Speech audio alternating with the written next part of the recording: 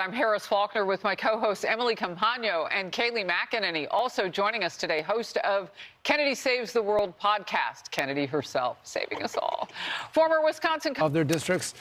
He served as the whip, he served as a leader, and then he served as the speaker. I found him as he gets on the ballot. I just want to say quickly about Mike Johnson. Humble. He has a lot of political capital, as you probably know, with the Republican caucus.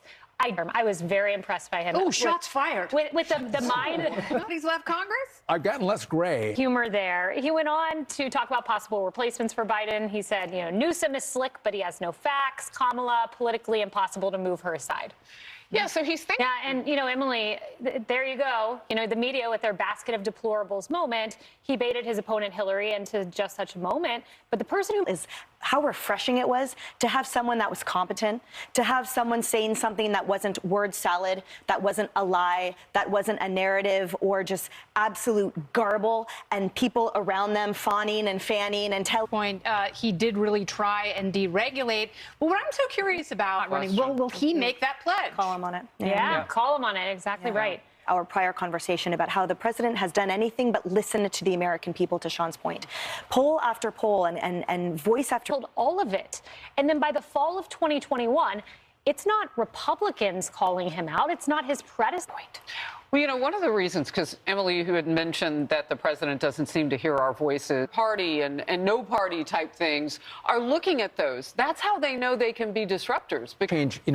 Christopher Wray from the FBI testified yesterday that the lights are blinking for terror attacks. Right. If there's a terror attack in this country and they came across the southern border, watch out. Sean. Well, so listen, we talked about this early in the hour. You have this exchange for border security. Are getting really rich off of American tax dollars.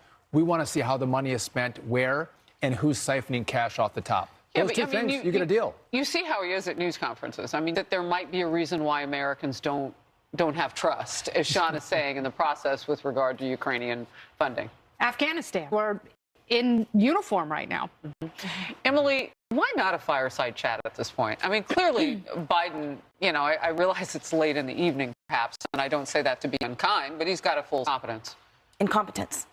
That's worse. Gotten rich on the American dime. He sold out the presidency, sold out the country to foreign countries so he could get rich off of selling our prosperity. The move toward impeachment. That's but I think it's going to highlight all of this corruption in the Biden family and make it really hard for Joe Biden to get reelected and gives Donald Trump a lot of power, a lot of ammo. All right. Great to have you watch us, everybody. America Reports now.